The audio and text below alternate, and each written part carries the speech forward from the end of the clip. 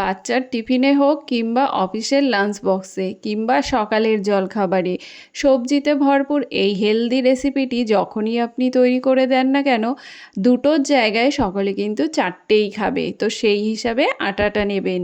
তো প্রথমেই আমি এখানে আটা নিয়ে নিয়েছি। আটার মধ্যে দিয়ে দিলাম স্বাদ মতো লবণ আর দিয়ে দিয়েছি সামান্য একটু কালো জিরে। কালো জিরে দিয়ে ভালো করে মিশিয়ে নিয়ে এবার অল্প অল্প জল দিয়ে এই আটাটাকে আমরা মেখে নেব। আটার জায়গায় আপনারা চাইলে ময়দাও ব্যবহার করতে পারেন, তবে আমি একদম হেলদিভাবে তৈরি করব, তাই আমি আটা দিয়েই এটা তৈরি করছি। তো আটাটাকে আমি হালকা একটু নরম করে মেখে নিলাম। আমরা যেরকম রুটির আটা মাখি তার থেকে হালকা একটু নরম করতে হবে। তো আটাটাকে মেখে আমি এটাকে 10 মিনিটের জন্য রেস্টে রেখে দিলাম। এবার এখানে আমি পুরটা তৈরি করে নেব। তার জন্য কড়াইতে দিয়ে দিয়েছি 2 চামচ মতো সাদা তেল। সাদা তেল দিয়ে তার মধ্যে আমি দিয়ে দিলাম গ্রেট করে রাখা আলু।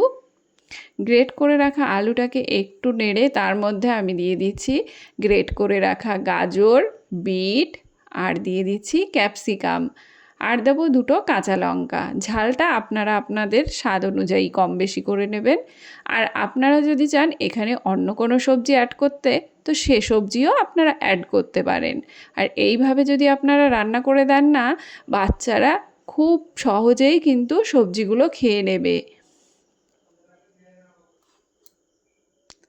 তো দেখুন ভালো করে এটাকে মিশিয়ে নিলাম। মিশিয়ে নিয়ে এবার দিয়ে দিচ্ছি স্বাদ মতো লবণ। পুরটা তৈরি করতে কিন্তু খুব বেশি সময় লাগে না। তো স্বাদ মতো লবণ দিয়ে আর সামান্য একটু হলুদ গুঁড়ো দিয়ে আমি এটাকে একটু 2 থেকে 3 মিনিটের জন্য রান্না করে নিচ্ছি। এই দেখুন সবজিটা যতক্ষণ না নরম হচ্ছে ততক্ষণ আমাকে রান্না করতে হবে, খুব বেশি রান্না করার প্রয়োজন নেই। তো দেখুন সবজিটা কিন্তু আমার সুন্দরভাবে সেদ্ধ হয়ে গেছে। এবার আমি এর মধ্যে দিয়ে দেব বাকি মশলাগুলো। তো এর মধ্যে আমি দিয়ে দেব কেটে রাখা ধনেপাতা, বেশ খানিকটা ধনেপাতা দিয়ে দিলাম। আর দিয়ে দেব ম্যাগি মশলা। ম্যাগি মশলার ফ্লেভারটা কিন্তু বাচ্চারা খুব পছন্দ করে। তো এই ম্যাগি মশলা দিলে কিন্তু বাচ্চারা খুব সহজেই খেয়ে নেবে। এই দেখুন এবার ভালো করে মিশিয়ে নেব। মিশিয়ে নিলেই আমার পুর কিন্তু একদম রেডি। এবার আমি আগের আটাটা দেখে নিচ্ছি। এই দেখুন এই আটাটা থেকে আমি এবার লেচি কেটে নেব। যেরকম আমরা রুটির জন্য লেচি কাটি সেরকমই লেচিগুলো কেটে নেব। এই দেখুন ওরকম ছোট ছোট করে আমি লেচিগুলো কেটে নিলাম। কেটে নিয়ে আমি একটা লেচি নিয়ে নিয়েছি বেলুন চাকিতে। নিয়ে এবার এটাকে লম্বা করে বেলে নেব। আপনারা চাইলে হাতের সাহায্যেও ওটাকে লম্বা শেপ করে নিতে পারেন চেপে চেপে, তবে আমি বেলে নিচ্ছি। বেলে নিলে এটা তাড়াতাড়ি হয়ে যায়। তো এই দেখুন এরকম লম্বা করে এটাকে বেলে নিতে হবে। এরকম লম্বা করে বেলে নিয়ে এই দেখুন আপনারা যতটা পাতলা করতে পারবেন ততটা পাতলা করে বেলবেন। পাতলা হলে কিন্তু খেতে খুব ভালো লাগবে। তো এবার আমি এতে পুরটা দিয়ে দিচ্ছি। একটু বেশি করে পুর দেবেন, তাহলে কিন্তু খেতে অনেক বেশি ভালো লাগবে। এই দেখুন যত বেশি পুর আপনি দেবেন এটা খেতে কিন্তু তত বেশি ভালো লাগে। তো একটু বেশি করে পুরটা দেওয়ার চেষ্টা করবেন। পুরটা দিয়ে এবার এইভাবে চেপে চেপে এটাকে আটকে দেব। আটকে দিয়ে এটাকে এরকম লম্বা রোল মতো করে নেব। করে নিয়ে এটাকে আমি এইভাবে গোল পাকিয়ে নেব। এই দেখুন এবার এটাকে হাতের সাহায্যে একটু চেপে চেপে দেব।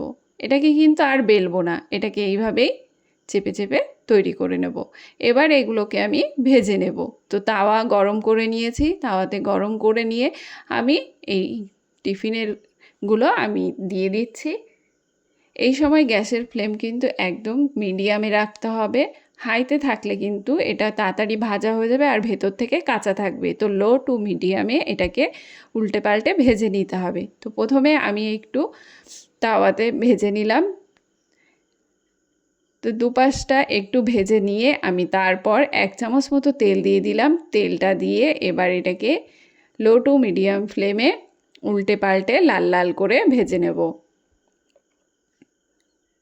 এই দেখুন অনবরত উল্টে পাল্টে এটাকে ভেজে নিতে হবে।